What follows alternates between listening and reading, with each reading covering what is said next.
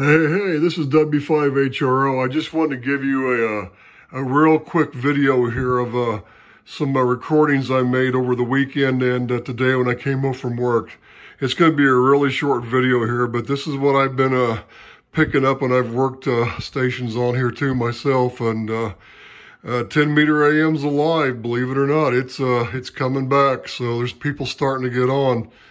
So that's it. I'm just going to attach the little, there's like 4 short videos I'm going to attach to this one. So 73s, this is W5HRO. Here they come.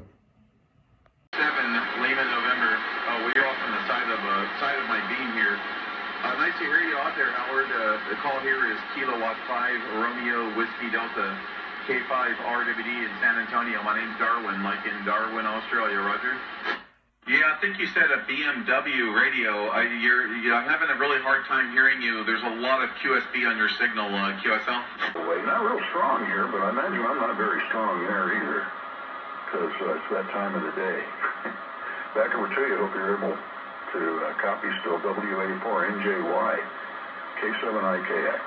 I put an AEA mod monitor on it, and I was amazed. It makes great AM. They did that right. But I think we're losing it with the QSB here, so